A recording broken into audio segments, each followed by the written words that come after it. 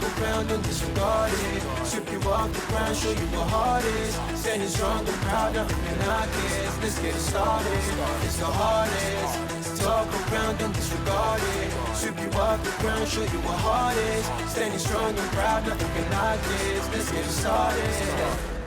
Yeah, get your boots ready. We're about to go on a trip where we wrestle, nobody settling or calling it quits. You're here for the grit, betcha this stuff is amazing. You're stumbling, welcome to the bump in the apron. Step into it, the hardest part of the ring. Here to bring fun, yeah, and this art he is king. It's the best thing, making sure you don't tap out. Don't go soft with the hardest podcast out. And it's not just another one, it's clear. Off the rest, in this content, none contest. Take the nonsense off the steps. You know it's nothing but pure gems when it's coming off the chest. Get it? Now it's time to sit and relax. Get your mind blown away, ain't no skipping this track. Have you paying more attention, no listening gap. Get everything I ever wanted, no giving it back. Yeah. What's up, everybody? Welcome to the Apron Bump.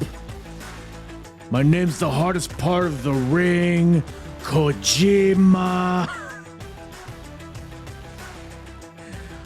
Bro, I'm almost 2 decades late on this, but I just recently watched that. By the way, welcome to the Apron Bump. My name's Kyle. How are we doing, everybody? We're talking some Ring of Honor today, but that brings me to I was just watching that famous CM Punk and Samoa Joe shoot interview from like 2005. I just watched it for the first time last night.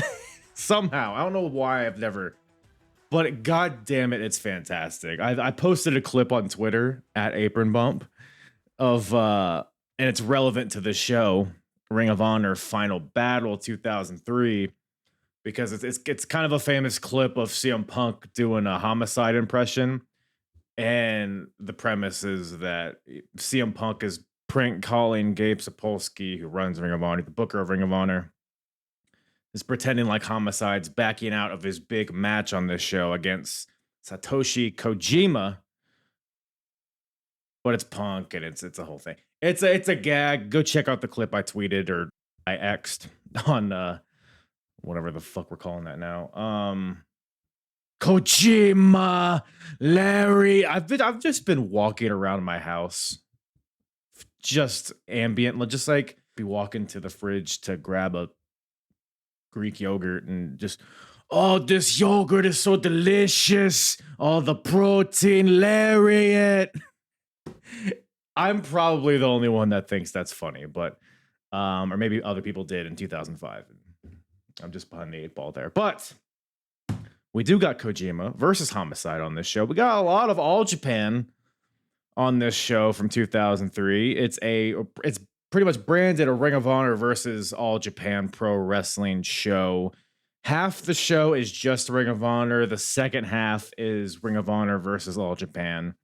So we get to see guys like Kojima. We get to see some young dragons. We get to see the great Muta. There's a guy that wrestled sumo in the 70s. There's a guy who has it's a cast of characters, let me tell you. But as far as the usual cast of characters with Ring of Honor in 2003, it's actually a pretty big show. We got some blow-offs here. We got the blow-off, the finals of the Field of Honor tournament. We got Matt Striker taking on BJ Whitmer. We also got the blow-off of a feud that has been rumbling for a while in the timeline of Ring of Honor that we've been covering. John Walters versus Xavier in a fight without honor match. Show it's a street fight, but by golly, that blew my tits away. That was fantastic stuff. There's a lot of good stuff on this show. We got the Briscoes. We got Samoa Joe defending against Mark Briscoe. We got Bryan Danielson versus Jay Briscoe. CM Punk's here, Colt Cabana, The Prophecy, a new faction has unfolded on this show, a very legendary fact, probably one of the biggest factions in Ring of Honor history begins on this show. So there's a lot of good stuff happening. amongst the other nonsense here. But lots to get into, lots of tomfoolery, and I am not alone on this one. Brought in my resident All Japan expert, at least among my friends, Joseph Montecillo, returning to the show. It's been a while since I had him on, but I had a great time with him covering TNA in 2005. Brought him back on to cover some Ring of Honor. He's very knowledgeable about All Japan, at least more so than I am. So it was good to have him kind of provide some context to not only the All Japan elements, but a lot of the Ring of Honor elements. And we just have a silly fun time, which is what it's all about. So go check out Joseph. Give him a follow on X. Find him on YouTube. Give him a subscribe ski on the old YouTubes. Everything that you need from Joey Boy.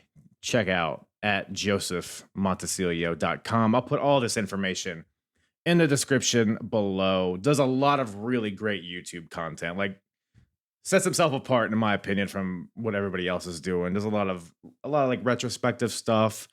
Lots of stuff, like I said, Japan, but all over the world. He covers wrestling all over the world, current day and old school. So he's a really good follow on YouTube, on X, on whatever the hell. So go do that. And hey, while you're at it, why don't you give me a follow as well at Apron Bump all across the board, X, Instagram, TikTok, YouTube. Subscribe to the channel if you're not already. Leave a comment. Give me a like. Give me a tickle on the nipple. Do all those things. Hey, if you're coming into this cold, Ring of Honor 2003, it's a very interesting timeline up until now. I've covered every show from the very first show all the way through 2002, and now all the way through 2003, approaching the year of 2004, which from what I've heard is action-packed. So if you want to, get on the train, get all the context of all the characters and all the storylines and all the hoo-ha and whatnot that we're talking about here, you can listen to the entire timeline if you go to apronbump.com and go to the episodes tab, and you could select Ring of Honor, and that'll bring you to all of the Ring of Honor shows that I've covered in chronological order. I'll put a link in the description as well. Check it out. It's always a fun time. Early to mid 2000s indie wrestling is a trip, man. I'll be honest, 2002 was rough. 2003 was less rough, but still a lot of roughness. But it's always fun talking about. It's always fascinating seeing a lot of these guys. I mean, look, I'm recording this just a few days after CM Punk returned to WWE at Survivor Series. And so it's fun to kind of see his early stages here where he's feuding with the Prophecy. He's aligned with Colt Cabana, which is weird in hindsight. He's on commentary on this show. We got a lot of stuff to talk about in terms of that. But it's always a fun time. So go check out the timeline and all my other timelines that I covered. Please do that. I think I've rambled enough. Let's get to the show, shall we? Ring of Honor Final Battle 2003 with myself and Joseph Montecillo. Okay, yeah. What was that show? It was TNA something, right? Good old TNA 2005. I think it was, I don't know. They're all the same. Who cares? I'm sure there was some Billy Gunn in there. Maybe There was Billy Gunn, yes. Yeah, Jeff Jarrett was there, I'm sure. Guitars, ref bumps, Brewu. Yeah, of course. I mean, all the goodness that you love from wrestling, right? I read your Gargano Ciampa review earlier today. So you really love that match, is what you're saying. Yeah, it's the best match I've ever seen, frankly. And I don't know how people live their lives without seeing such artistic beauty. Right. That's like the match you show people who aren't wrestling fans to convert them. 100%. Right? This is wrestling. If they don't get it, then they'll never get it after that. It's just a lost cause at that point. So absolutely. Wasted time, wasted energy. Everyone should go read that review, by the way. I definitely recommend it. What's the link if you have it offhand? It's just on my site. It's josephmontecillo.com. And then there's a search bar. Just put in Gargano Ciampa. You'll find it. Hell yeah. All your stuff's great, man. But sorry there's no drone shots in this show that we're going to be talking about today. We'll have to compromise with the rinky-dink production of 2000s ROH. Ooh-wee. So I believe at one point you said you were pretty familiar with like 2004 Ring of Honor, but 2000, I mean, this is the end of 2003. So Absolutely, we're yeah. pretty much there, but are you familiar with like, I guess this specific era and time in Ring of Honor at all? 2003 sort of escapes me. Those first 2 years are like a big blind spot. It's Yeah. really around 2004 where my knowledge picks up. So a lot of this I have like a vague idea about, but I don't really know firsthand or in depth. Don't bother going back and watching it. It's not worth it. That's a big part of why I don't know. There's a Honestly, few matches here and there that I'd recommend to you, but I mean, there's not like, I mean, the Punk Raven stuff, like some of of that's course. good. Most of it's kind of shit though. Like the dog collar match is great, but Yeah. everything else is kind of like, no, I can take it or leave it. But yeah, with this show here, Final Battle, Yeah. we got a huge All Japan presence here, which I would say you're an expert. I would qualify you as an expert on All Japan, at least as far as people that I know. Sure. I mean, close enough. Certainly not this era of All Japan, the post-split 2000 stuff. But Mhm. I've made my name off of their brand, so whatever. Hey man, got your money's worth. But yes, like 2003 All Japan. That's not particularly a hot year for them, is it? I doubt it. There was certainly a period after the 2000s where they did receive a little hype when Muta was coming in and when Kawada finally had his long dynastic reign. But Mm, it's generally accepted that after 2000, it's never quite the same once Misawa leaves. right. Yeah, I suppose so. I mean, I did recognize some of the names here, but we'll get into it because there's some characters in the back half of this show that we'll get into, I'm sure. But And I don't know if you were aware, but the Japanese press is in attendance on this evening. you know, I wish somebody was there to tell me. I wish. They should have brought it up at least once. Did you? What'd you think of CM Punk on commentary? Or I guess on commentary in general. What'd you think of? I know he can be a lot, but I just sort of vibe with it.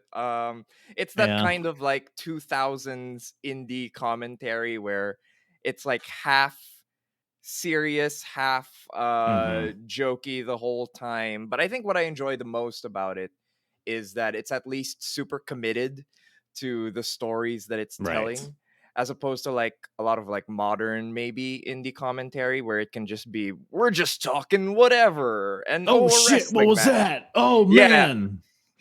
Yeah, Oh, there's a surprising amount of like oversight even when Punk is like riffing on every single thing he's saying.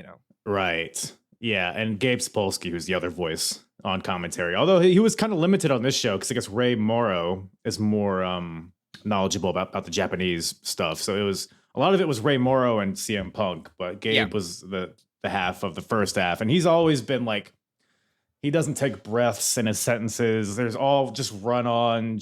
Like he's very informative to your point, which is like good, but it's like maybe take it down a notch. And he's over the like 2002 was awful. It was almost like it almost ruined the show, like just the commentary. But he's dialed it back slowly a little bit, but or maybe I've just gotten used to it, unfortunately. But It's probably you getting used to it. I don't think it's you like know, awful by the time we reach 2004, but you can tell that he's very obviously the booker hitting us over the head with the right. specific points he wants us to see. So. Hmm. I mean, I forget a lot. A lot of the stuff blends together in this era of Ring of Honor. So honestly, it's good that he beats us over the head with it. Because I mean, it's a one show a month ish. They're getting to the point now where it's like two a month, but there's a lot of time in between shows, so I can't blame him too much for that. But I don't know. But overall, though, we'll dive into the individual matches and stuff, of course. But overall, what'd you make of this show? I thought it was pretty decent. It's not gonna top any best ROH shows ever lists or whatever. Yeah, Um, I thought the ROH only half was definitely stronger than the ROH versus All Japan half. yeah, And that's just obvious. They're telling their own stories instead of like showcasing stars from a different company. But it's fine. This certainly isn't like bottom of the barrel ROH or anything. It's yeah. perfectly watchable show. Yeah, I thought it was a pretty easy watch. And yeah, I would agree. Like the second half, because the first half is all Ring of Honor, the second half is Ring of Honor versus All Japan. The second half definitely, it felt like a greatest hits type of thing to Definitely, me. yeah. Like, it's kind of like a showcase. No, we have the story heavy stuff in the first half, and the back half is just, let's bring in All Japan, which I'm sure for Ring of Honor, I mean, they're less than 2 years in, so a huge deal to have this kind of presence. I mean, with the Japanese media there, of course. So that's Were apparently a they big there? deal. I think the Japanese media was actually there. I So, I wasn't sure. yeah. But I know Great Muta was there, and to be fair to them, Muta 2 years in is pretty cool for a small East Coast indie. Yeah. I mean, the next best thing they've had by this point is Abdullah the Butcher, which okay. So settle the score right now. Who's better, Abdullah the Butcher or Great Muta? Oh man, I know you think I might be doing a bit, but that's actually a thinker. No, because it's like, You know what what? tastes better, onions or chocolate? Frankly, there are Abdullah the Butcher matches that I like way, way more than my favorite Great Muta matches. You know? Okay.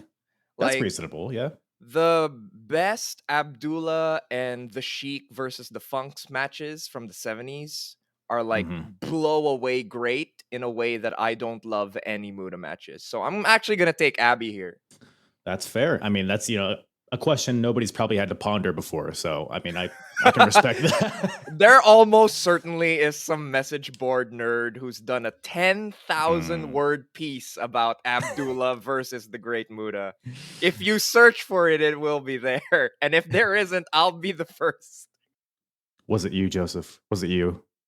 It may have been me. I can neither confirm nor deny. Got to go to the website to find out, brother. But yeah, man, this show opens up. Well, it opens up with Gary Michael Capetta plugging his book. I guess he has a book, Body Slams. You ever read Body Slams? I can't say I have. Nobody has. But he's here. He's the general manager or whatever the hell they're calling him. The Carnage Crew's here. They're pissed. They want to fight Special K. Which, are you familiar with Special K at all? I've heard of them. Like they're pretty omnipresent for a lot of the early 2000s ROH stuff. Yes. They jump off things, man. 2002, 2003 is riddled with these kids. Baggy shorts, bandanas, bocce moonsaults. That is their shtick, and they will drive it home. I think this might be the first show where they have not had a match, which was surprising. Have they done the thing where Loki murders one of them yet? Or is that yet to happen? That was probably 3 months before this. Yeah. They are hilarious to watch get beat up. I'll give them that. Yeah. There is utility in people who just rock at completely eating shit. Yes. Oh, they've won me over too. Like I started out hating these guys, like, oh, why are these guys here again? But that they're just like a bunch of jackals. They're just shitty. They're shitheads. What they're trying to be portrayed as, and for sure gave us Jay Lethal too, who was a part of them. Which I don't know if you were aware of that, but there you go. I do. He's what's it? Hydra. One of the things. Hydro, right? Yes, yeah, of course. Yeah. That's actually one of the things you have to look forward to is Jay Lethal proving himself as more than an empty-headed druggie. Right. Yeah, he has a couple matches with Joe, right? At some point. For sure. Looking forward to that. But before that, we got a little match here. Jay Briscoe versus Bryan Danielson kicking off the show here. So I don't know if you looked at the card beforehand or not, but I mean, if you would have seen Bryan Danielson on the card 2003, you might be thinking bald head, you might be thinking maroon tights, you might be thinking Final Countdown, but that is not what we got here. It's the same guy, but we're still in the was it the Offspring that sings this That's theme right. song? Yeah. This what do you think of this iteration? I guess the iteration of both Bryan Danielson and Jay Briscoe here. Bryan is on the cusp of becoming like truly next level great. Like he's not quite there yet. There's a few more threads he has to put together. I think in the year after this, he's gonna do an extended tour of the British camp circuit. Mhm. And he credits a lot of that to how he figured out like crowd work and getting people emotionally invested in matches.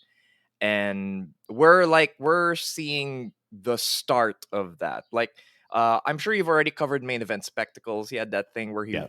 completely roasted a dude in the crowd. Uh, Yes. so we're about to get more of that as we get into 2004. But for now, he's still Mhm. like super just mechanically crisp Right. and just absurdly technically proficient for someone this early in his career. And it's about to take the next step. For sure. Yeah. Like you said, I mean, the nuts and bolts are there. You could tell that it's a beautiful piece of clay just waiting to be molded. And yeah, I know at this point he just got back from Europe. I don't know if he goes back again. Maybe he does. Mm. He also, I think it's a tour of Japan as well. He in Ring of Honor, he hasn't been in a lot of Ring of Honor shows in '03.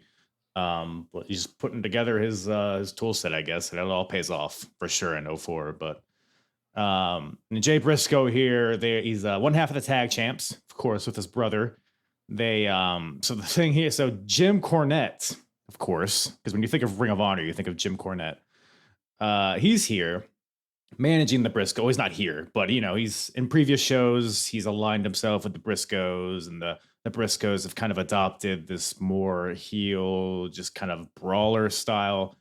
And Jay here in this match and Mark later, it's kind of a similar deal here. Is they're underdogs, but they're kind of scrappy. Jay, I feel like he kind of feels outclassed here technically by Bryan Danielson, but he comes back with the chops and the strikes and the kicks and all that stuff.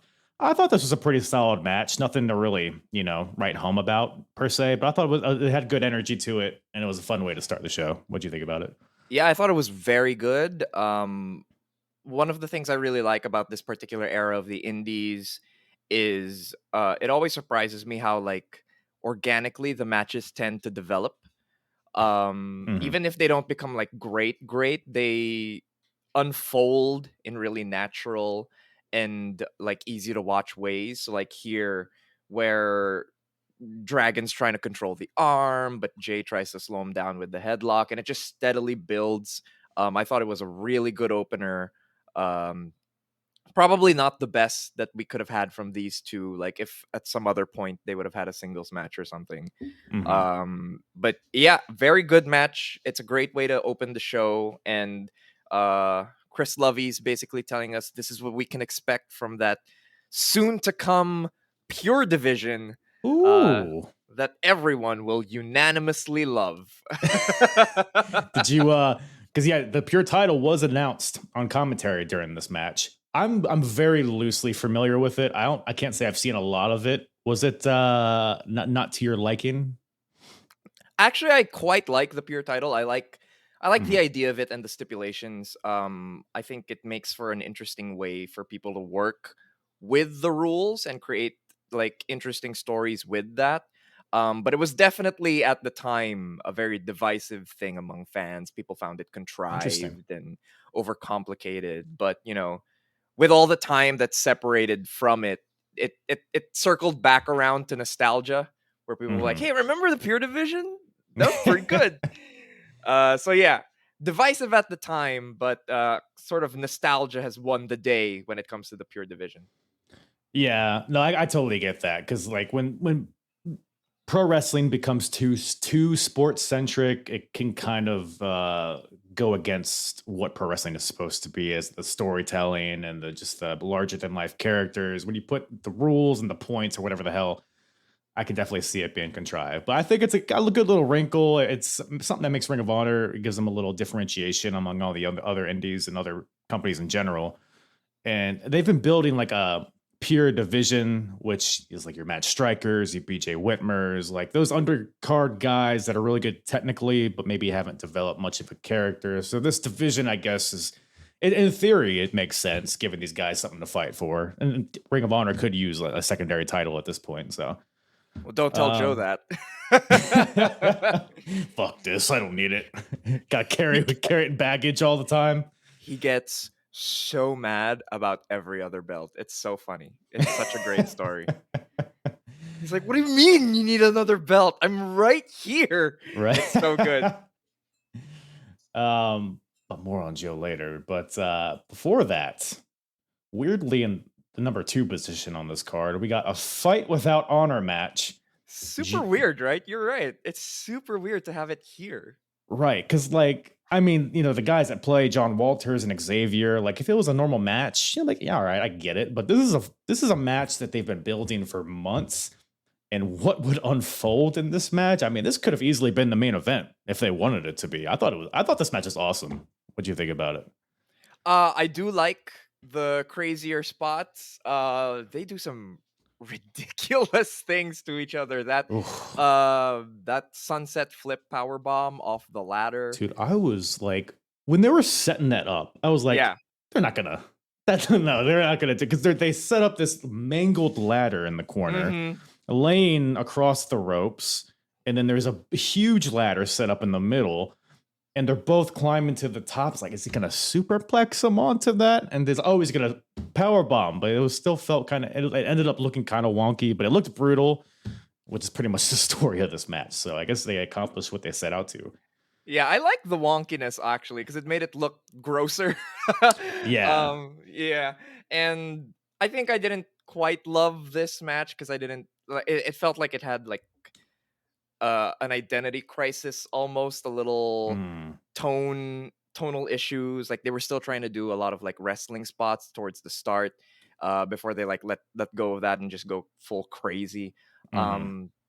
But yeah, otherwise, there's some really good stuff in here, man. Like when Xavier does the double leap springboard Dude, Arabian moonsault, he's a crazy. madman.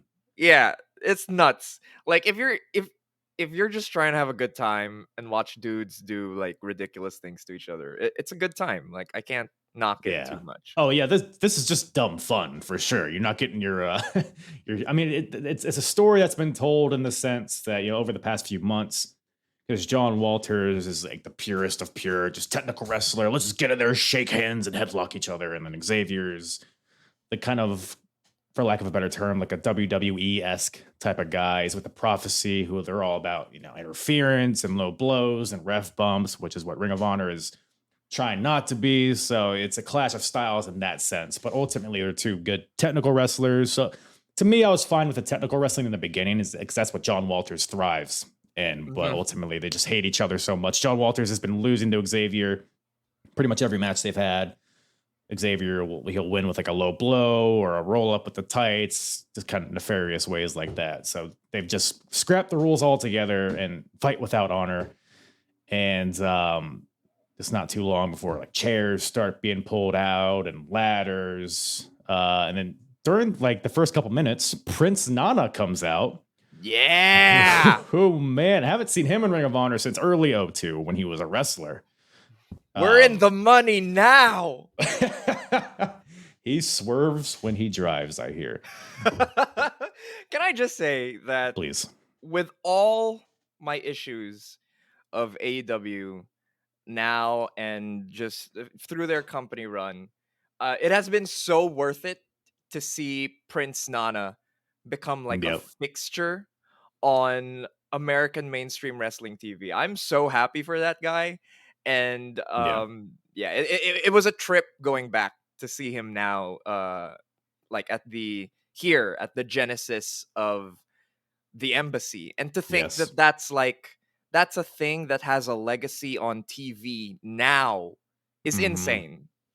It's yeah, it really is. I mean, Nana, first of all, looks the same today. Maybe it's just the low res of this Sure event, does. but pretty much looks the same. Has that same charisma that we all know and love. And I agree. Seeing him on the mainstream stage finally is great to see.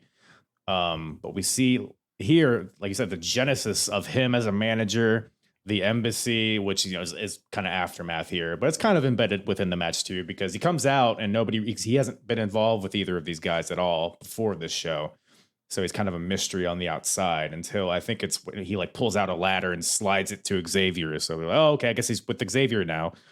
Kind of an anticlimactic way to let the crowd know that, but it's whatever. But the scrappiness to this match, I mean, like Walters hits Xavier with an Alabama slam onto the ladder that's like set up on the corner. Yeah. Through the ladder. This isn't a WWE. It's held together by bubblegum ladder. This is a ladder they probably just pulled from the hardware store next door. 100%. This just cut in half ladder that's hanging on by a thread. Walters, he just tosses it over the top rope at Xavier. So there's like just the in-between stuff I really liked. It made it feel a little rough around the edges. But by God, they go for this bridge. They try to bridge the ladder between the ring and the ringside barricades. And I think it's Walters gets set up on it. Yeah. But of course, because the ladder is destroyed, it doesn't hold him.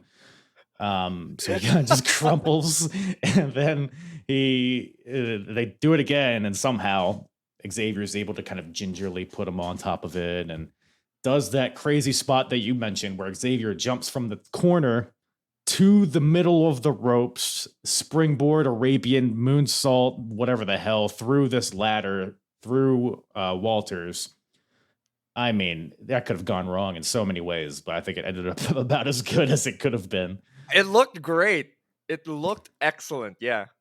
That's Xavier. I mean, he was very prominent in these first couple of years. He would just try shit sometimes. It didn't always work, but he was always down to try something. If he thought of it, he would do it. But got some more chair spots after that. Hurricane DDT from Walters on a chair. It looked pretty brutal. We got some color from Xavier. He's a gusher at this point. That surfboard with the chair is pretty gnarly, though, I will say. Oh, yeah. I didn't even note that one down, but it did look good, yeah. Mixing the wrestling and the brutality. So and you got Xavier doing a 450 off the top rope to the outside through a table onto Walters. So that's what this match is. It's big spot after big spot. It's a good Big Mac is basically what this is. Some moves off the top rope, the kiss your ex goodbye off the top rope, which is like a pump handle face buster. Another thing that could have gone so wrong, but looks so smooth. Backstabbers off the ladder, but ultimately they do the spot we discussed earlier. The sunset powerbomb off the ladder through the other ladder in the corner. And who even wins? Oh, John Walters wins after that. And finally gets his win over Xavier. And then Prince Nana grabs the mic afterwards because Walters, God damn it, he wants a handshake. He loves a good handshake. And Nana grabs the mic. He's like, hey, well, hold on a second. And, he does Nana stuff. And he announces the embassy is a new faction. And then the first member is Xavier. Xavier previously was a member of the Prophecy, who was a faction comprised of Daniels, Dan Moff, some other people, who they don't like handshakes. So this is they hate hands, I think. This is the first for Xavier allowed to shake somebody's hand, the first time in a while. So now a member of the embassy, Xavier, first ever member, which I had no clue of, which is a fun little fact. And yeah, it's a Prophecy no more for Xavier, and just a fun little match, I thought. But after that, we got some Field of Honor to talk about. You big Field of Honor guy? No. But the stakes, Joseph, the stakes of this tournament. The future of the company. The guaranteed future ROH world champions in the Field of Honor. You don't like the vague stakes that this tournament has? Oh, man. Gabe would do anything for every match to have some kind of stakes. Mm-hmm. It's so funny. It's the best. I mean, I appreciate the attempt, but I don't know.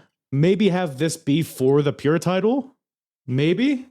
Because that's kind of what this tournament was a lot of pure style wrestlers. Yeah, for sure. In retrospect, though, maybe no. Yeah, I don't Given know. who's in the finals, maybe we dodged a bullet on that. Yeah, okay, look. I like me some Matt Striker. All right. I love his stupid unibrow. I love his homeless haircut. Oh, it's all great. Oh, man. I wish I cared even a little bit about this match. Matt Striker, he has a unibrow. Okay. BJ Whitmer, he has muscles. Yeah, and a knee brace. Let's not forget he has a knee brace. Yes. By the way, I don't know if you heard, BJ came into this with a fever of over 100 degrees. Oh, did you get that tip from the Japanese media? Yeah. That's why they're so crucial to the show. They Yes, inform me. for sure. But yeah, commentary says that both guys are banged up. I guess Matt Stryker popped his shoulder out the night before doing God knows what. BJ, not only does he have a knee brace from a previous injury, I guess he had what they say, elbow chips. Bone chips in his elbow, bone Yeah, chips in his elbow. Yeah. And a fever and a flu. And apparently there was a big flu in 2003. I don't really remember. But Apparently, like I never heard of that at all. I don't know if it hit you guys, but maybe it was just an American thing. But For sure. but yeah, so both guys are just banged up and sick and bland. So not exactly a recipe for a great match. I think these Certainly guys not. have a good match in them. This was not that. It was No, yeah. look, I think they were going for like a technical classic type of thing. I just don't think there was ever like any climax or any like drama to it. It was just a mechanics match, and I didn't. Personally, I was kind of whelmed by it, maybe underwhelmed, sure. but I don't know. What'd you think of it? No, yeah, it's a leg and arm match, which Yeah. in the hands and legs of others I would love a lot. But nah, this is just it just sort of happens. It just all is. Yeah. But yeah, they did try. There's clearly an attempt to make it sort of distinct from what else Mhm. is on the show. It just didn't particularly leave an impression on me. Yeah, Matt Stryker, and I've said this before, it's like Matt Stryker's trying to be what Bryan Danielson just organically is, I think. And he's just a less flashy version, not flashy, but just less compelling version of Bryan Danielson. For sure. Like, even before Brian really puts together all the character stuff, there's like an innate spark there that you Yeah. just can tell. You just can tell. Like, there are levels to this, and it becomes Mhm. extremely clear when you're watching a card that has both Bryan Danielson and Matt Stryker. Yeah, I mean, yeah, there is a such thing as in ring charisma. Like people, For like sure. charisma. People think charisma is just, oh, let me get on the mic and hit you with some riddles. No, Bryan Danielson, even if he's not talking, he'll just the way he looks into the crowd and just soaks everything. Even at this point, he's super good at it. 100%. Yeah. And then BJ has muscles, so He is horse-like, I am told. see, CM Punk. I guess we'll touch on this more a little bit later, but CM Punk does not like BJ Whitmer. I don't know if you got that through the commentary. I don't know. I'm not sure, honestly. But yeah, CM Punk, for just to mention it as well, CM Punk is all over the commentary of the first half of the show and the second half, and he's basically threatening the whole time that he's gonna ruin the show. He's gonna ruin the show unless he finds out who took Lucy out, and that's sort of his character motivation throughout Final Battle 03. Were you on the edge of your seat waiting to see who attacked Lucy in Dayton? Oh, it's the big mystery, man. This is the season finale for ROH 2003. Who shot Lucy?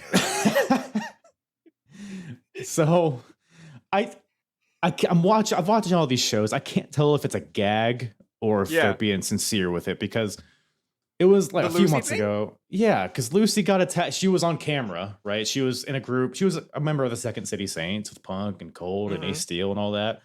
She was on camera. They were cutting a promo and they walked off. And then somebody attacked her from behind. The camera falls down. And then I don't know if they killed her or if she's in a coma. But apparently it's very serious. And Punk will not rest until he finds out who did this dastardly deed to Lucy. And it was, I can't remember, I don't think it was the month before this, but it was maybe 2 or 3 months before this.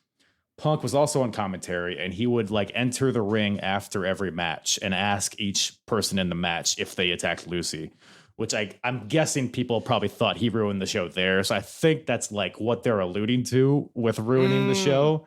I see. But I don't know. Maybe I'm thinking too much into it. Maybe they're just popping themselves. I don't know. No, it's hard to tell because Sapolsky was very online and very like sensitive and like reactive to the ROH fan base.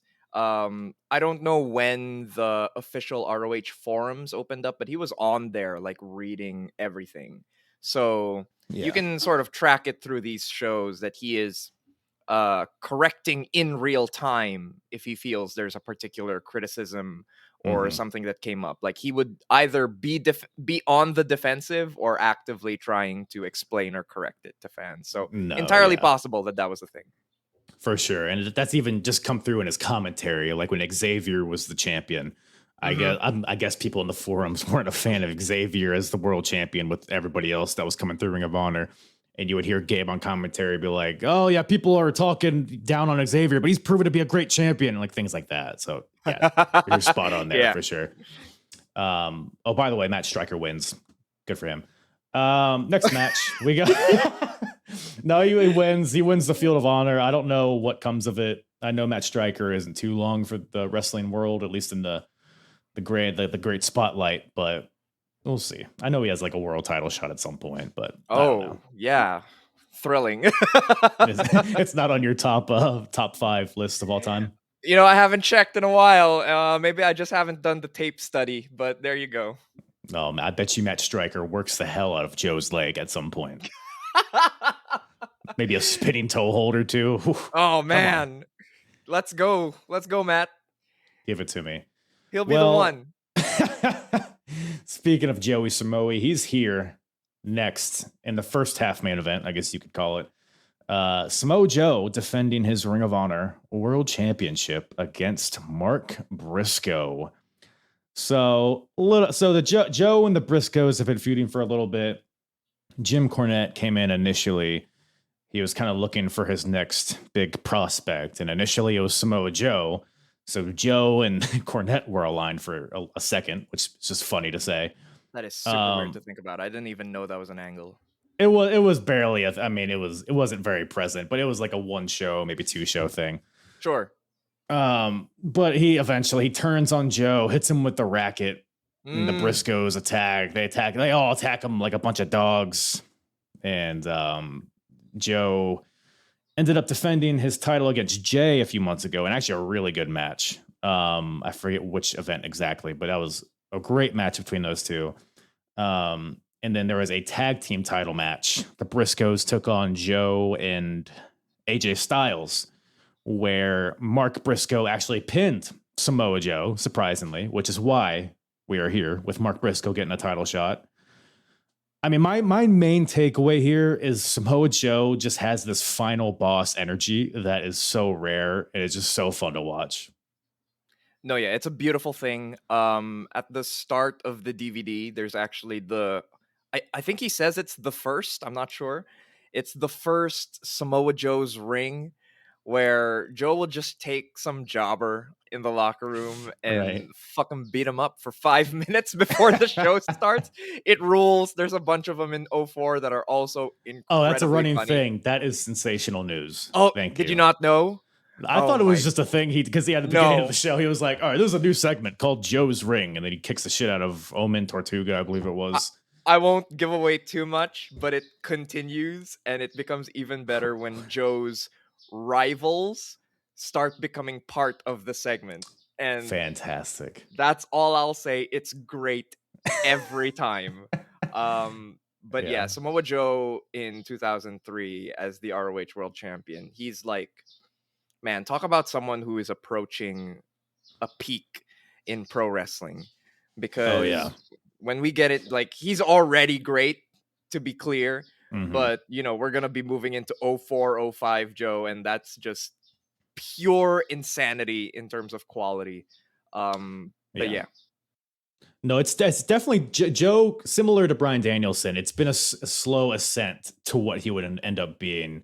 Because, like, you know, the first half of the year, he's having, like, okay matches against, like, BJ Whitmer's, your Xavier's, your Dan. Like, there's some good matches in there, but it's like there's like a spark that I'm waiting for, and I think we're approaching it. Just his mystique that he has at this point is just, I mean, he was making Mark Briscoe his bitch pretty much throughout this entire match.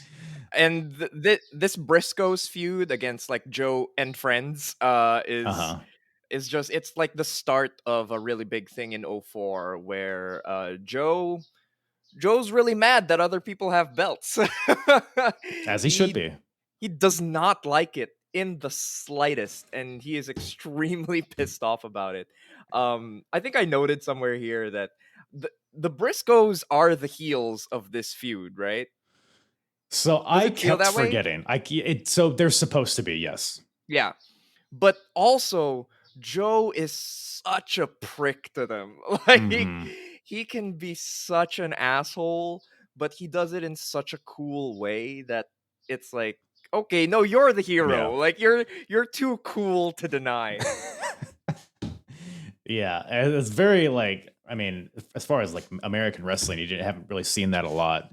That kind of anti-hero is probably not the right word. Maybe it is, but yeah, if you like just came into this match cold with no context of any of the story, you would think that Mark Briscoe is the plucky underdog babyface and Joe is this evil, menacing champion. But in reality, it's Mark Briscoe's kind of just a cornet puppet, essentially. Yeah. There's a few segments and promo backstage deals where, somebody will come up to one of the Briscoes and be like, hey, I want a tag team title shot. And then I think it was Jay earlier who was like, we only do what Jim Cornette tells us to do. So they're basically just his lapdog for the time being, I guess. But yeah, Joe, I mean, the kicks, the palm, when he would just like do the rapid palm strike slaps and then like an enziguri to top it all off, it is just such a fun thing to watch. Yeah, he beats the shit out of Mark in this match. And this week especially, I was thinking about it, how Mark Briscoe in these situations where he's in like extremely deep waters against a top dog style wrestler is excellent. Like this week when we're recording this is when we got Mark Briscoe versus John Moxley, which is a match of a similar flavor. I think Joe was a little better than Mox was in that match here, because he really puts the hurting on Mark. Like it is a struggle for Mark to get anything in, and it feels like such a big deal when he does. I wanted to ask you if you, I don't watch sports, so when Joe pulled out a phone and started celebrating hitting the Olay kick, and commentators were like, that's a $30,000 fine, I had to ask friends what that was a reference to. And I wanted to ask if you knew. So that sounds familiar to me. I can't say that I'm very familiar. I believe it was Terrell Owens, a wide receiver. I think it was, I don't remember what goddamn football team it was, but it was a point where, people were getting fined for just really extra celebrations. Yeah. So I guess it was a thing. I assume it happened similar in this time period, but apparently, and it was someone did the digging for me, and it was like, yeah, it was a $30,000 fine because he got on his phone with his dad or something, and it was like, so Chris Lovey is here to let us know that in ROH we don't do that kind of thing. If you're pissed off at the NFL, you come to ROH, man. We'll take care of you. Like, because the Venn diagram between Ring of Honor fans and NFL fans, I mean, there's so much blend and people picking one or the other, right? It was the original Wednesday night or whatever, Sunday Night Wars. But yeah, so that was a thing. The Olay kicks and because Mark Briscoe spends a lot of this match like almost trying to avoid Joe, because like it starts off really quick. Joe just like right out the gates. Tries to do his Olay kick, which is, on the outside. He runs across the ring and kicks him into the barricade, which makes a hilarious loud sound. I don't know what these barricades are made of. But Mark avoids it once. The second time, I think Jay pulls him out of the way, but Joe's able to, at some point, hits a suicide dive onto Jay, takes him out, finally hits the Olay on Mark Briscoe. And then from there, it's kind of just the march to the end of this match. Mark tries to, exchange strikes, but Joe just comes with those, like, I don't even know which. It's like a big bear coming at him. Yeah. You see the sweat fly when Joe's hitting a dude. Yeah, it's Potato City, some may say. But Mark throwing out some good suplexes, some German suplexes, a back suplex, which is kind of, I don't know, because I watched this match like not too far before I watched the Moxley Mark Briscoe match. And do you think Mark Briscoe's style today has changed a lot from what he is here? I think so, actually. Like if I was watching because I was like mentally comparing the Mox match and this one. Yeah. And I feel like Mark's gotten even better at Oh yeah. selling and drawing the crowd in. Like that's a skill that he really fine-tuned with time. That's just veteran experience. That's the kind of thing you just learn by doing it forever and ever. But obviously here he has like the advantage of a lot of more youthful energy. He's coming at it really hard. The pace is with him, but if he had that same sense of timing now, that sort of like really emotionally expressive aspect to him, which is not to say that he didn't have it then, but it's just really aged so beautifully. Yeah, I mean, he's 18 here, by the way. Crazy. Yeah. Like he was like, wasn't he wrestling under like masks other places? Yes. Because legally he could not wrestle. The first yet. year in Ring of Honor, he couldn't wrestle in Pennsylvania, but when they went to Boston, he could wrestle, which like was his first Ring of Honor match. He was 17 facing his brother, who was 18, which is insane. Just this era of indie wrestlers is full of just crazy prodigies. Yeah. Who picked it up so fast and basically went on to define an entire generation of wrestling. It's insane. Yeah, I mean, tag team wrestling specifically, even, I mean, we're just at the start of what goes on to be arguably one of the best teams of all time. Yep. And define Ring of Honor for sure. But as singles, both these guys held their own on this show. And ultimately, I mean, I love the finish. Joe just like, I don't even know what you call it. He like grabbed Mark by the back of the head and just pulled him down face first, hit him with some brutal knees to the top of the head, and just gets on top of him and chokes him out. Mark passed. It just felt very savage. Yeah. This finish. And yes, Joe gets the win and continues his reign. Yes, big shot. Big shot. We're building to that eventual Matt Striker match. Yeah, Matt Striker's gonna unseat Samoa Joe. I'm sorry for the spoilers to all the fans of the podcast, but it's gonna be Matt Striker, and happen. You need to look out for it. You mean the 2003 Field of Honor champion, Matt Striker? That's the setup, man. Why else would you do Field of Honor? Exactly. I mean, I hear when you win the Field of Honor, you go on to big things and stuff. This is the G1 of the Indies, man. Oh, I see. I was unfamiliar. Okay. This was probably my match of the night. I don't know which one you preferred, or if you want to talk about it at the end of the show. But this was definitely mine.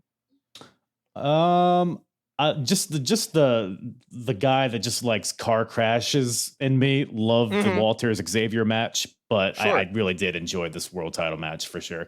I really liked a match we'll talk about a little bit later with a guy by a phenomenal gentleman, maybe. Hanma. Oh yeah. Of course, the phenomenal one, Hanma.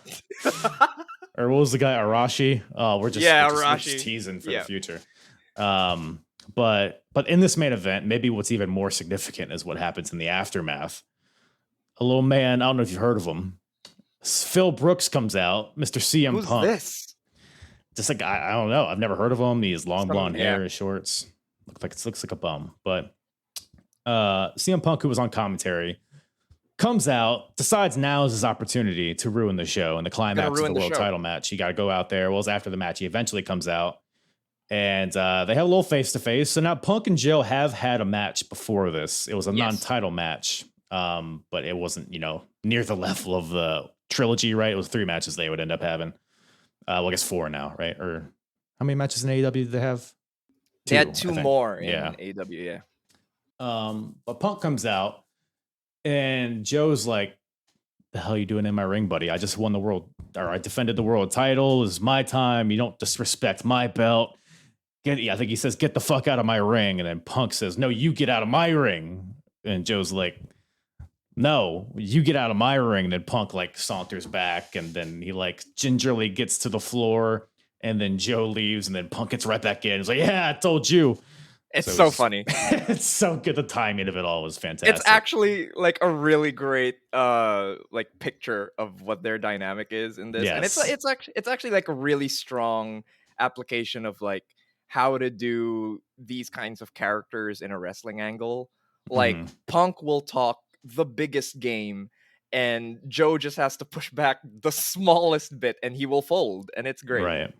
That aura that Joe has, man, it's undeniable. But let me ask you this. How familiar are you with the prophecy? I know that they don't like handshakes. You're pretty much there. You're pretty much there at that point.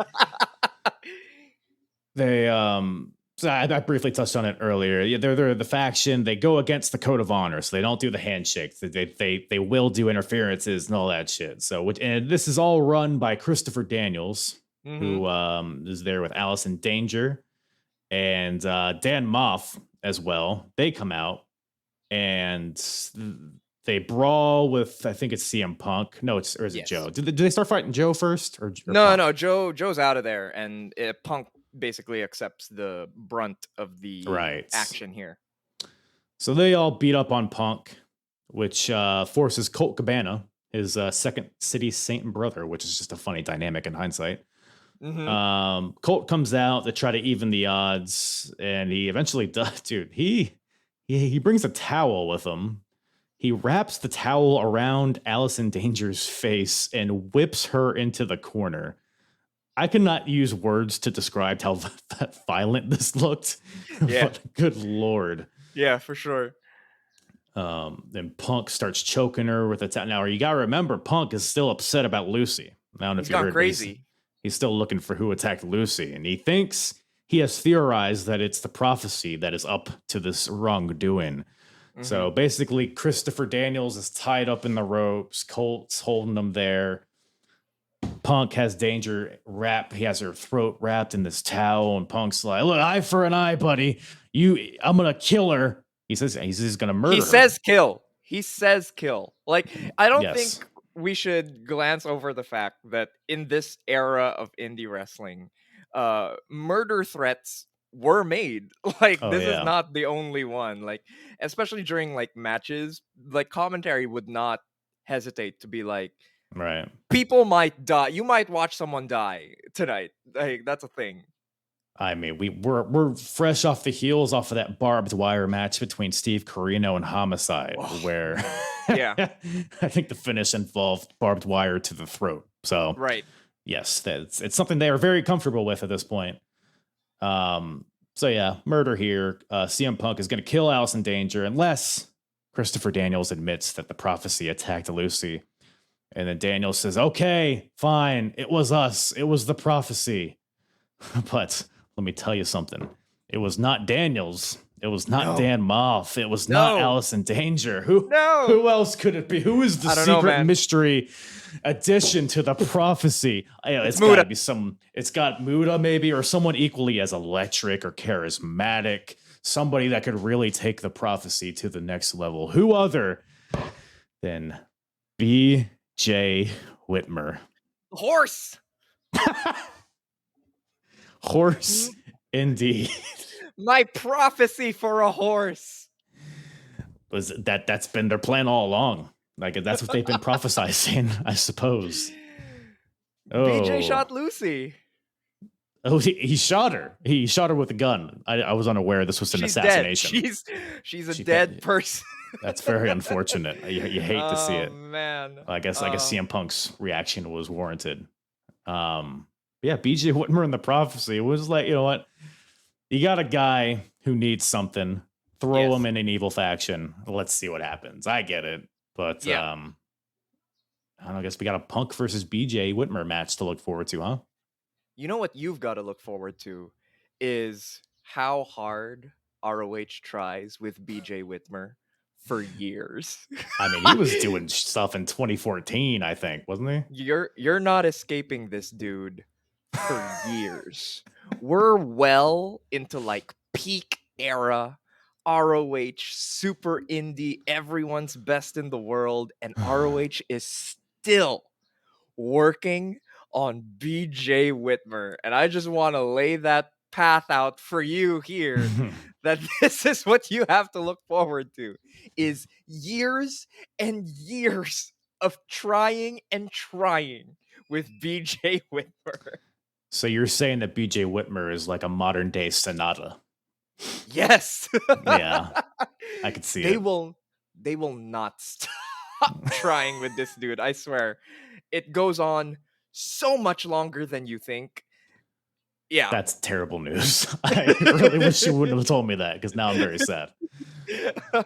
But a particular wrinkle of the story here that needs to be mentioned is Please. that Dan Moff has been very insistent that the prophecy was not involved in the attack on Lucy. He has on multiple occasions sworn on his father's grave to Punk's face that this is not the case, and he seems as surprised as anybody that BJ Whitmer is at the root of the problem and that it was under prophecy orders. I don't know why Daniels didn't clue Moff in. You know, I mean, I think Moff might have a bone to pick here, but who knows? It's still a mystery. It's still an ongoing story, but yes, as you said, Moff is none too pleased. They were in the same field of honor block, you know. So I mean, and when you're in a field of honor block together, you go through wars, as they say. That means something, man. That's they of legend, of the things of legend, the field of honor in 2003. It is so hard to talk about the field of honor with a straight face. They were trying, I guess, but yeah, BJ's in the prophecy, and that's a thing that happened. So, which brings us to intermission. We got old Gary Micah Capetta backstage with the Briscoes. So we're building to, I guess, the next show. It's going to be the Briscoes defending against Joe and a partner of his choosing, which I think that at some point they mentioned. It's Bryan Danielson, which makes sense considering it was Jay versus Bryan in the beginning. So that's a thing. Carnage Crew, they're here. They're still looking for Special K. Apparently, Tony DeVito says that Special K got to his family. Yeah, family's involved now. Which... I guess we could just mention it now. At the end of the show, I guess his daughter, who's like, 14, I was like half paying attention. Did one of the Special K guys like get to her and bring her out to a party? Yeah, they took her to a rave and got her like super high. On X. Yeah. He slipped her some X and she came home looking like hell. All while he has like a blue band-aid on his forehead. Like, what are we doing here? The 2000s were a weird time, man. It was something. People like to talk about ROH, the era of honor, technical wrestling, pure wrestling. And no, man, sometimes Special K slipped someone some X, and that was the story. I mean, we've seen Low Key take he fake taked X during a match with Special K. I never knew that. No, he puts it in his mouth, or he like pretends to put it in his mouth, and then he like starts like, oh, and then like the lights start flickering. The lights start flickering, and then he like unveils that he never took it. He like throws it on the mat and just kills them all like by himself. So I've never seen that. Oh my god! I'll try to reference you a clip or at least the show that it was on, because it is. Yeah. The era of honor begins. Always ready. Or whatever Loki sounds like. That's so good. Oh man. It's not. It's actually very bad.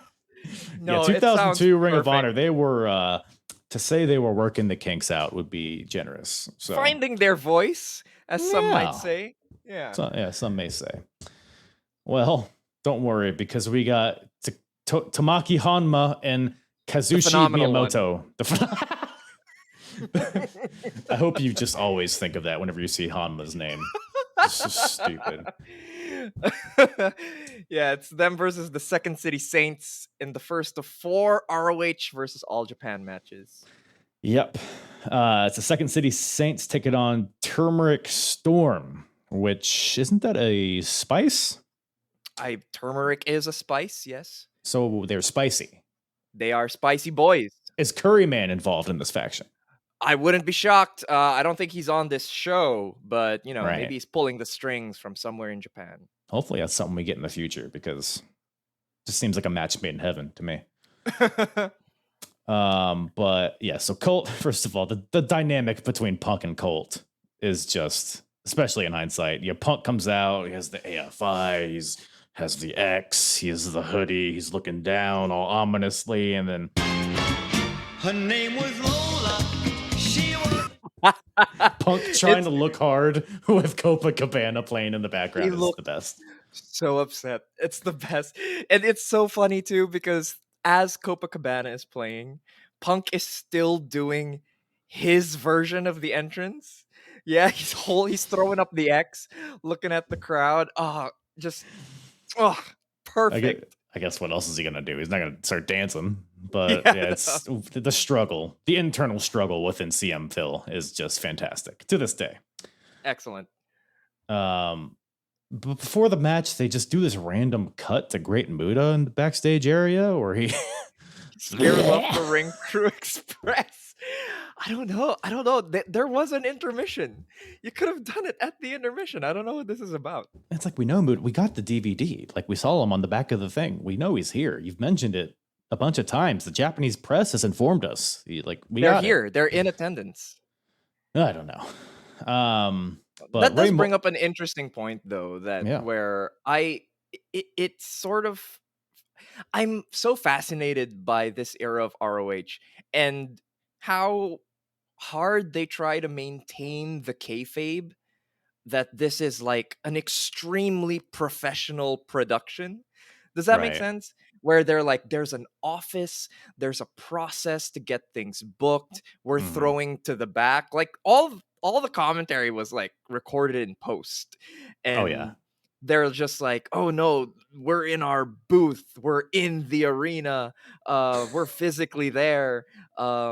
And now we're gonna they're so dedicated to the idea that we're not watching an edited product. Like this is us watching a live broadcast basically. And I thought that was like a fascinating thing that they never really did let go of. They always did stick to that principle of, no, this is the show, you're watching the show.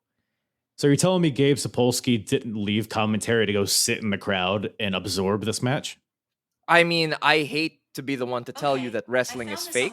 Did I say Siri? What the hell did I say? I don't know. But Bitch, yeah, listening to me.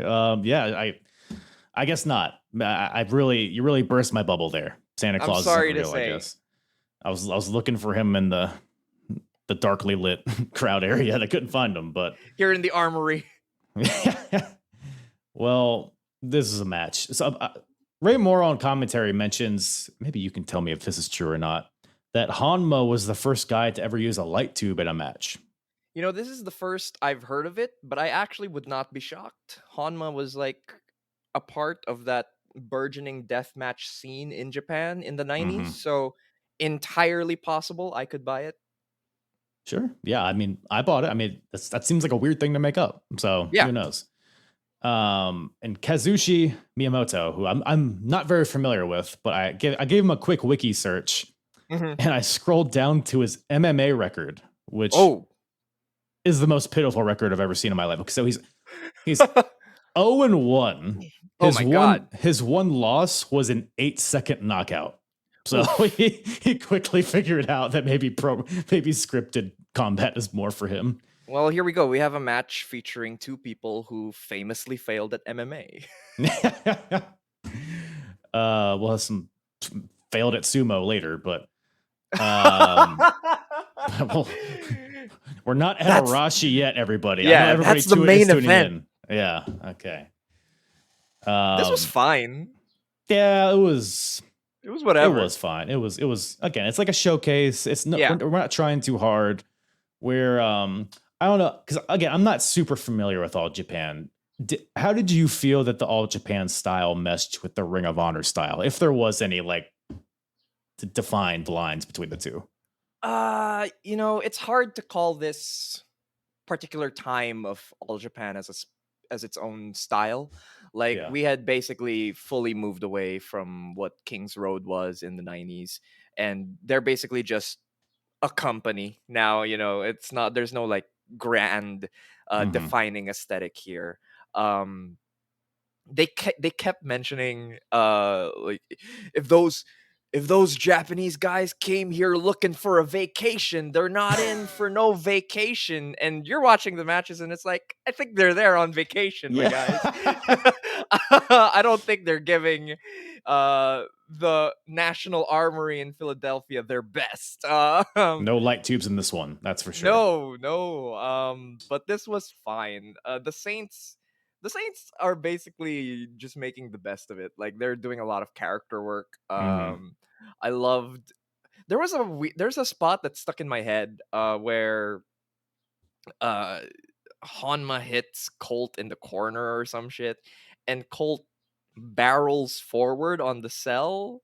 Someone barrels forward and knocks out the other person. I think Hanma actually barrels through Colt's legs and it drops Colt. It's just funny.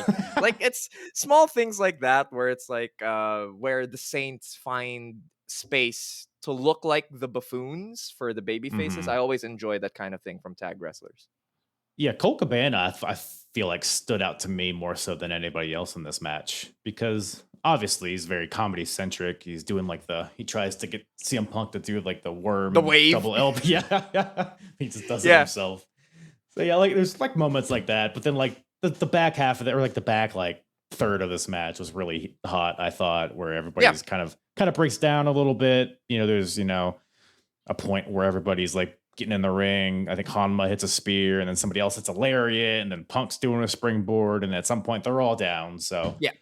some pretty good stuff towards the end of it. And the Miyamoto plunge looks gross. dude, this one specifically. So yeah, CM Punk hits the Pepsi plunge on the Hanma, and I don't know if The phenomenal one. the well-known phenomenal one, Tamaki Yeah. Hanma. I don't know if he was expecting like a Tiger power bomb or what, but he almost landed dead on his head from the top rope. And good Yeah. lord, Starting a long tradition for Hanma, to be fair, of dropping right on his head. But yeah, he fully eats it on that one, and it's about as great a finish as you could ask for something that's otherwise mostly this tame. yeah, for sure. But yeah, and so Punk wins with that. So the Saints win. So now we're 1-0. Ring of Honor is beating All Japan in the series of 4 matches here to close out the show.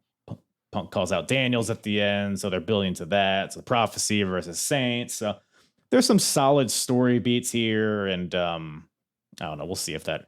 A lot of times, Ring of Honor, they'll like start a good story, especially in the early years. They'll like, oh, something's about to happen. They're about to go to war, and then like nothing happens. So we'll see. But after that, we have another guy that's kind of phenomenal, I guess, sometimes. AJ Styles taking on Kaz Hayashi from Young Dragon fame, apparently. I'm not too familiar with that era of WCW. Sure. But apparently he was a Young Dragons guy. Apparently, again, another little nugget from commentary. I guess Hayashi was the first guy to ever take a Styles clash. They really hammer that one home too. Yeah. Like, say what you will about ROH at this particular period, but they fucking knew what stories they wanted to tell you. Yep. And they made sure you guys knew the fucking story they wanted to tell you. Yeah, I mean, I guess the match itself did follow through with that. I mean, AJ is going for this clash throughout the entire match, and then Hayashi's he'll either kick himself out of it or he'll back body drop his way out of it.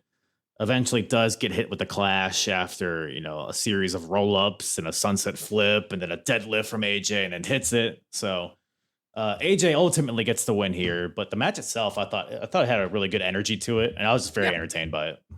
Yeah, I enjoyed it a lot. I know Hayashi's work mostly from Michinoku Pro. When he was still under the mask as Shiryu. He was quite good in Michinoku Pro, and this was also a really good match.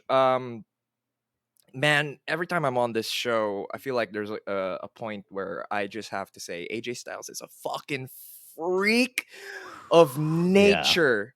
He's ridiculous. This is far from AJ Styles' best match. Like, I thought it was very good, but not like great or anything. Like, no one has to like go out of their way, but the physical things he does are insane. Like, people talk about the Styles clash and they think of like the setup, right? It's like a bit of a It's a sort of contrived setup. You have to Yeah. get your opponent up, usually from a power bomb position, right? Like it looks like Mhm. you're going for a power bomb and you set him up that way. But the ways that AJ just fucking hoofs people into place, like he's deadlifting dudes It's off always a the struggle. He ground. always Yeah, he always has to work for it, which I like. yeah. Yeah. It looks super difficult to do, and it always feels like such a feat when AJ especially does it. And like the thing, like he was weirdly focused in this too. Like there was a section after he gets sent over the barricades, he does his cool whoop, no hands, Yeah, no yeah. touching the metal. And he gets back in the ring and he just starts working over Kaz's middle section and back, like hitting some really gross kicks. Like that's not typically what AJ Styles is known for, but Yeah. he was really crunching Kaz here, like with some like He came to backbreakers play. too. He He did, wanted the strong style. AJ for Styles sure. here. Yeah, and he always does it with like just this casual, like, of course I can do that. Like I'm just the sickest dude and I can do all these things. He's insane athlete is AJ Styles. That spin kick he did, which everybody does Whew. it. It's like Yeah. you turn, you hit, you do a spin, you kick, and then you land on your back. Mhm. Somehow he does this, but lands on his feet. I don't understand. Like, and he hit him flush too. You saw the sweat Yeah. hit. It was just the intensity that he brought here. I thought Yeah, was AJ Styles awesome. is one of those wrestlers who perfectly married the sort of flashiness of high flying, where you'll Mhm. get like the rotations and the spins and shit, but it's always super weighty, you know? Mhm. Like it doesn't feel airy where it's like, oh, they do a spin and he just kind of that took all the energy out of it. Like when AJ Styles lands on you, he's like fucking crashing down There's with intent the behind it. fort. Yeah. So AJ Styles, man. He's a gem. Yeah, I guess we covered. Was it AJ versus X Pac? I think we No, covered. I believe it was Jerry Lynn. It might have been It Jerry might have Lynn. been Jerry, yeah. Yeah, But yeah, yeah. that era of TNA, AJ Styles was pretty similar to this. I mean, he was just, you could tell he was something special. And yeah, I mean, just great stuff. Kaz Hayashi, I mean, he came to play too. I again, another guy I'm pretty unfamiliar with, but I mean, he was kind of had some Marufuji-esque, maybe it's just the aesthetic. I don't know if it's Sure. the style really, but it was a pretty fun cruiserweight style match. You have AJ doing that spinning. People will do like a spinning side slam version of it, but he rotated him all the way to his back and did like a backbreaker on his back. Just things that are like even hard to describe with words he was doing. Just incredible. I did appreciate the Hayashi doing the springboard because like Tajiri or whoever, they'll do a Yes. handspring and then pop back into the elbow, but Elbow. he does like a gut kick, which Yeah. caught me off guard, but looks so good. It's a nice little twist on it too, and like commentary also like was able to point out like, oh, AJ was probably expecting the elbow, and that's why he couldn't see the kick coming. It's really Makes smart sense. stuff. I mean, the fact that they're able to call this stuff on the fly as it's happening is pretty incredible on the part of Live. commentary, right? Live In the moment, yeah. in the Armory in Philadelphia. Mm. I mean, the energy. Let me tell you. But speaking of energy, we got some Kojima on our hands. Kojima, Lariat. So is that a Ring of Honor reference? Or like, did they Oh, have? have I'm not super familiar with like what that comes from. Okay, but you know the meme. I saw the match You've heard at whatever that Forbidden Door. Okay, yeah. But so you saw like Punk say Kojima. Yeah. Yeah. Okay, so it was never on an ROH show. And it on the timeline hasn't even happened here yet where the Mhm. public knows about it. It came out towards the end of 04, maybe start of 05. It was a shooting series with ROH DVD, and it was CM Punk with Samoa Joe. They were just chilling, talking. And basically CM Punk tells the story that he was in a car. They were on some long car ride, and they decided to prank call Gabe Sapolsky before Final Battle 2003. And CM Punk did his homicide impression and basically told Gabe, I can't make it to Final Battle. They offered me a deal in Puerto Rico with all this money, so I have to go to Puerto Rico. I know it was Kojima. We were supposed to do the match. Kojima, Lariat, Kojima, Lariat. And then it apparently went on for like 5-10 minutes, and Gabe was panicking that he was going to lose his announced Final Battle dream match until until Punk revealed that it was him instead. He was the devil. He was Phil Brooks on the phone. That's Gabe was so just good. Yeah, Gabe was just losing his mind. I think Punk said that in the middle of the prank, he actually said, I won't be there. I'll be in Puerto Rico. This is actually Punk, Lariat. And Gabe didn't notice. He was just still in a panic. But yeah, all about this match: Satoshi Kojima versus Homicide. Man, awesome. That's referencing this show, which is Yep. outstanding. I need to watch. I always see memes and stuff of that shoot interview. I just need to sit down and watch it sometime. Yeah, it's a great time. But we got Kojima taking on Homicide here, as per CM Punk and his story. So Homicide comes out with Low Key and Monster Mac, and you got Kojima, the Konma's out there, and some other guys. So they're building this up to be a big time match here. Homicide, 2003 Ring of Honor is Homicide's the MVP for sure. It's between him and AJ Styles, I think, but Homicide has been involved in so much like story heavy stuff as well as the good matches. So, so Homicide's here, and then Kojima's here, which is another guy I'm like vaguely familiar with. But the match itself, I thought it had a good energy to it. I mean, there was one point where Homicide took a belly to belly on the concrete floor, and I don't know if he actually what was that? Did he get knocked loopy or something? Felt like it took him a while to kind of recover, if he ever did. Yeah, I was trying to dig into it because commentary was putting it over big too. That like Homicide is like sort of messed up here. He's like a little slower than usual. And I really genuinely still now have no clue if he actually got knocked loopy or if he was selling. But yeah, that was a big turning point in the match. About halfway through, Homicide basically lands on the top of his head, taking a belly on the concrete. And then like right after, Kojima hits him with a spine buster, and just the way Homicide like takes the bump, he like whiplashes his head onto the mat, which also, if he wasn't concussed before, he's got to be by that point. It was a very awkward bump from Homicide.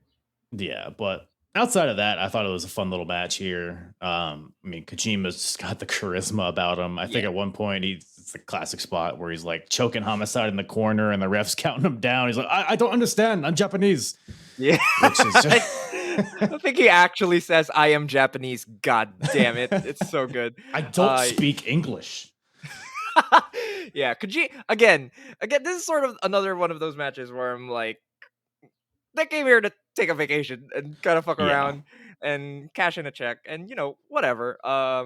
Homicide still gets to hit his like absolutely beautiful tope con hilo.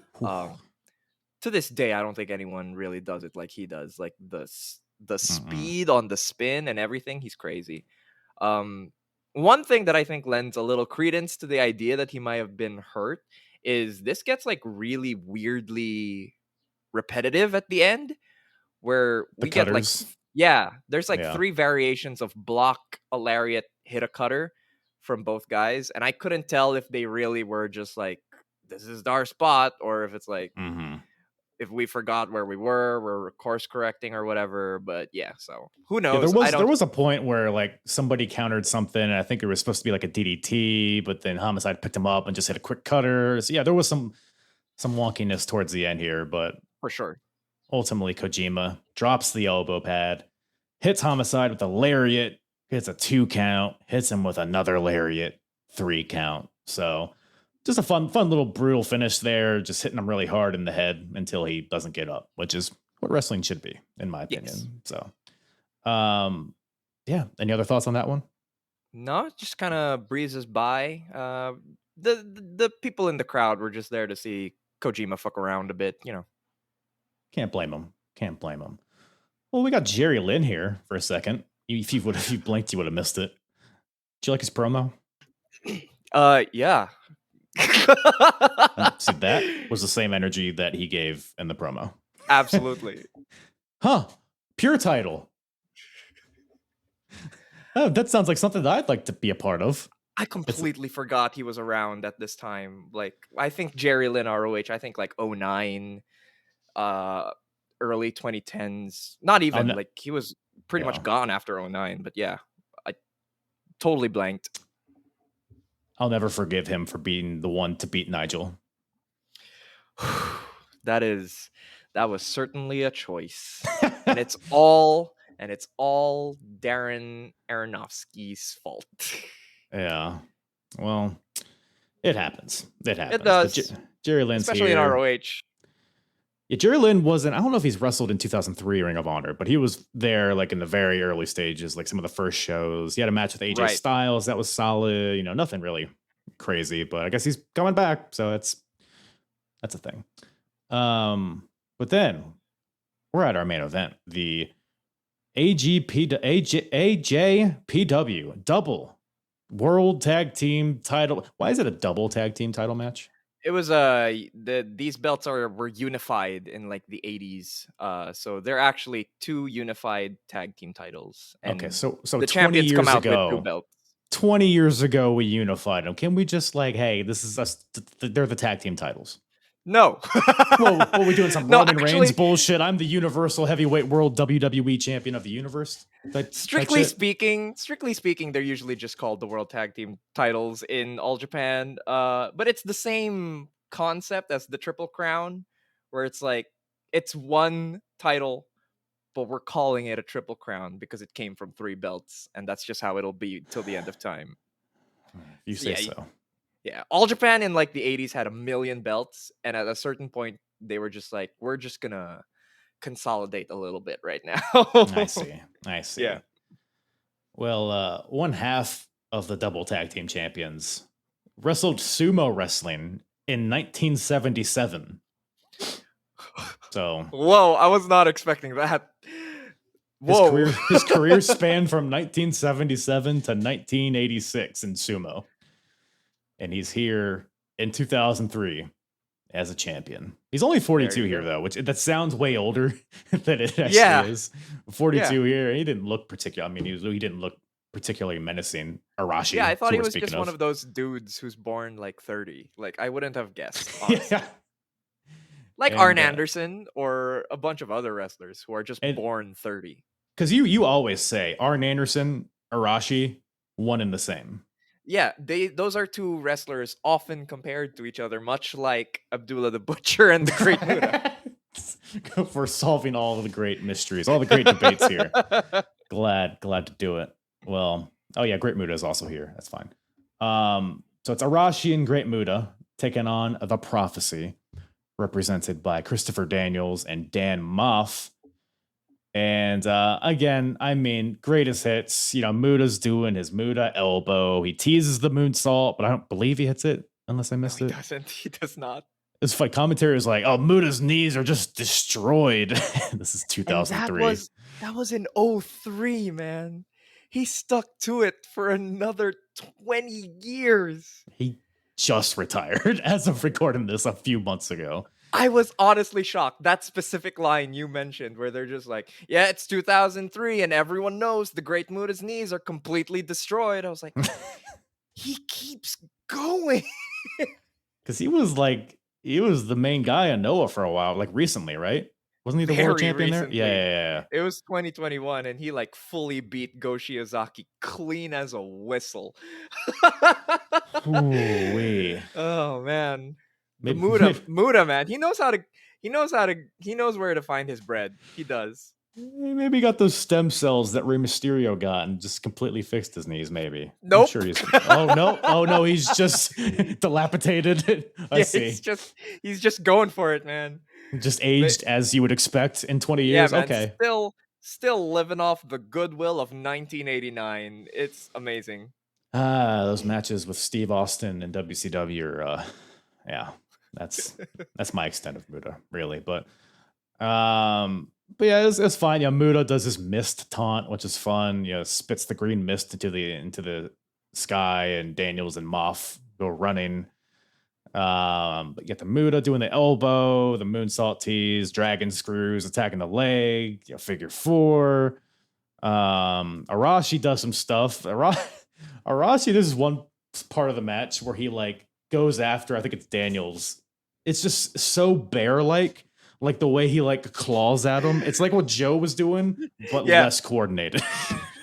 Those are I think those are actually sumo slaps. That is what that is. Yeah. Like you'll see other foremost sumos turned wrestlers do it. You'll see if we're talking about All Japan, Akira Taue famously did those as well. I think Tenryu probably also hit it. They both also had sumo experience. Did what Earthquake ever do it? Honestly, maybe he might might have, and I love Earthquake. He's great, so probably. He's a man, not a shark. Who was, who was weirdly impressive in this is Dan Moff. I forget how like good, decent he was. Like those bumps he was taking for I think it was Muta's lockup at the start, or it may have been Arashi, but he was locking up with someone. He was taking like big bumps for a big dude, like getting all tangled in the ropes and shit. He had a lot of energy in this match, very reactive to the baby faces and his interactions with Daniels. I thought he actually came away with like the best performance here in this main event. Yeah, I mean, you gotta think Dan Moff, at this point in his career, being in the ring with Great Muta, I mean, that's gotta be a treat, and he's gotta be super excited. I mean, the first Ring of Honor show ever opens up with Moff and Monster Mac, who were the Hit Squad at the time, and their whole thing was like, we're strong style, we're as strong style as it gets. So obviously, a lot of the Japan influence. I'm sure Moff is super excited.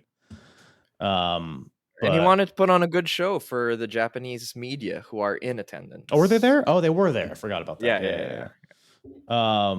But Moff comes with a chair because the prophecy, they'll use weapons. They'll use outside shenanigans and tomfoolery. Hits Muta in the back with a chair. Goes to hit Muta in the head with the chair, but the mist blocks it. Red mist. The red to the mist, eyes. yeah. No, that's poison mist, correct? I don't know. They're all different. Like they're all don't supposed know the to hierarchy? be different. No, man, I don't. I know I'm black sorry. mist is supposed to blind you, I which think so. And or make you pregnant. well, if it's targeted. Yeah. Was that black Like- mist? It might have been Black Mist that got that lady pregnant. I Black think. mist gets you pregnant. I hope that's the headline of this episode. But nobody gets pregnant here, I don't think. I also want to talk about this little like timing mishap where the referee is supposed to be distracted in the corner so that Muta can do the mist, right?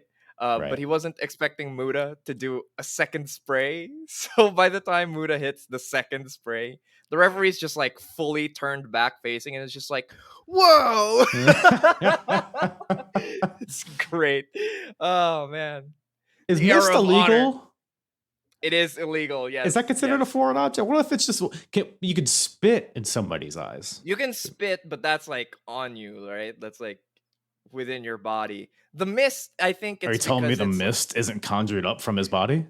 I don't know. Who's to say? But it is sort of like, I guess, like a biohazard. It's like chemical weaponry at play here. So it's a step beyond just spitting at someone. Right. So if you thumb through the rule book of pro wrestling, there's a section yeah. that's hazards, chemicals. Spitting, yes. Mist, no. Right. Thumbs up, thumbs down. I see. Yeah. I should have consulted it before I asked. That was a silly question. But yeah, of course, Arashi, Great Muta, they get the win here after the mist and then the Shining Wizard. This is after Daniel's best moonsault ever misses. So fun little finish here. Fun little way to end the show. The All Japan guys stand tall. Muta's in the ring, which I mean, probably the biggest get Ring of Honor has gotten at this point. I mean, they've had like Ravens and Jeff Hardy and things like that, but Abdullah the Butcher was there too, which we've already figured out that he was the bigger star. So 100%. number 2 ain't bad though for all Yeah. for all Muta-san. So I also got to mention Punk was extremely funny on this particular match, saying that he wrestled Muta in a series in Puerto Rico. Just so good. I miss having liars in wrestling. Did you think Liars he are was great. lying? Yeah, just liars, the best. And when Daniels goes for the best moonsault ever, uh, old crooked moonsault Punk says, "I think mine is better." So good, just the best. And he had a great line that he was hitting throughout the night, where he said, "If I can't do it, it can't be done." I thought that was a Right. really nice line. He was getting over through the night. Because CM Punk is peak athleticism. That's what he's known Oh for. yes, famously the crispest dude in any ring is CM Punk. I mean, AJ Styles, who, right? I mean, AJ probably learned from CM Punk. I That's what I'm mean, thinking. definitely figured out how to do the spinal tap from CM Punk. Yes.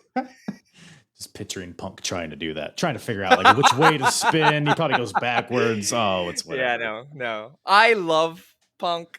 I love his work so much. I'll be the first to tell anybody that he ain't no crisp mechanic. That's not what you're getting in for when you're watching a CM Punk match. Well, we are recording this the day before Survivor Series. This will come out a few days after. But I'm gonna put you on the spot. Does he come back? No. Yeah, probably not, right? There's just no way. What are you guys talking about? Well, if he does, I'm leaving this in. You're gonna look like a silly goose. That's true. I will look like the dumb one for Right. thinking CM Punk is not showing up at Survivor. Hey, if it happens, it happens. I will be watching it. I will watch if CM Punk is there, but I don't think it's happening. Is what I'm saying. Yeah, got a lot of BJ Whitmer matches to brush up on, I'm sure. You do. You really do. Unfortunately, brush up on. I mean, they're forced down my throat, but they get close once. There's an act where he gets close, but no, they really do try. He's the epitome of, He was certainly there. Look, he's like a great athlete. Like he has a good look to him, but he just comes out. He walks very straight, doesn't do anything. He just kind of gets in the ring and gonna wrestle you, kind of thing. But I think the joke was like he was just like a bad Akiyama ripoff, where he just tried to do Jun Akiyama's moves all the time. That's why he was hitting the exploders and shit. I was like, man, that is a comparison you were doomed to fail, Mr. Whitmer. It's almost Abdullah the Butcher Muta-esque in the comparison. Oh man. Well, that's the show. Unless you have any comments on the Colt Cabana Good Times, Great Memories talk show. Man, the 2000s were weird, man. Like, the whole bit is he can't stop looking at some lady's chest. Jesus Christ. Becky Bayless. Oh man, you're lucky there was no Special K on this show, because Becky Bayless is always out there and commentary is like, oh, well, that slut Becky probably just had a bunch of sex with a bunch of guys before the match. Oh man, this was it was a time, y'all. 2003. You had to be there. And the idea that on the indies at the time, this thing with like Colt just ogling her boobs for like 3 minutes, super tame. Yeah. Far from the worst thing you will see on an indie DVD in 2003. Like, oof. Yeah. If you ever want to go back and watch O2 Ring of Honor, oh man, the Christopher Street connection. You got guys scissoring each other. Like actually, lots of good man, times. if you ever got into like IWA Mid-South tapes at this time, Jesus, good stuff. Some of the things people were saying, like Punk says some not good things on this show on commentary. There's like a weirdly like transphobic comment about the Japanese press who are in attendance. Yes. And he does drop a couple R slurs, which, is unfortunately common among many people across the board. Because I'm watching the PWG shows in this timeline as well. Every promo has a TNA, even Yeah. like 2006. Like I just saw a promo of Christian calling Abyss a masked R. Yeah. Which is just like It sticks around for way too long. It's pretty awful. But in yeah, hindsight, maybe Jerry the King Lawler isn't so bad, huh? Just talking about puppies. No. In comparison. I mean, in comparison. he is still also quite awful. But yeah, it was a weird time. And yeah, if you're ever getting into this era of indie wrestling or just wrestling in general, that is a thing you have to be prepared for mentally. Well, you know it's not awful. Is you, Joseph. Appreciate you coming on once again. What a segue. They call me Segway Jones, really, on the streets. Nailed it. Nailed it. Boom. Stuck the landing. Appreciate you coming on once again, checking out the show. Where can everybody find you and read your stuff, listen to you, and all of your goodness that you provide to the world? Yep, I do the videos on youtube.com/@Joseph Montecillo YT. I opened up a new website recently. That's josephmontecillo.com. That has all my reviews from my blog that I started in 2020, and including a lot of the back catalog that got removed from fanbyte.com. So I just basically preserved all my writing over there. And I'm posting a lot of new stuff. I've been writing a lot recently, and I think you guys might enjoy it. Right. And you do match reviews, right? I think I saw that. I'm gonna send you every Match Striker match that I can conjure up and make you review all of them. Hey, if anyone wants to make me review anything, it's $10 a pop on my Ko-fi. I'll start a GoFundMe for that. That is there you go, man. Something. It's Ko-fi.com/Joseph Montecillo. $10 a pop if you want to request a match. There you go. Can I get a discount if it's a bulk selection of matches? You know what? We could talk about it. We'll talk about it. Once again, thank you to Joseph for joining me on this show. Always a pleasure having Joseph on. Go check him out, josephmontecillo.com, for everything you need about old JM there. Follow me at Apron Bump. All the social medias is the same, at Apron Bump, apronbump.com for all the full episodes, all that shit. You know where to find me. You know where to touch me. You know where to kiss me tenderly. And I think that about wraps her up. Thank you guys for coming on. Please don't come on me. Man, I almost pulled this train into the tracks very smoothly, and the bridge just crumbled under me, and now I'm plummeting to the earth. Kojima. All right. I'm gonna hit the stop on the record button. Thank you guys for listening and watching. Appreciate you all. Big smooches all across your face. I'm hard. Yeah.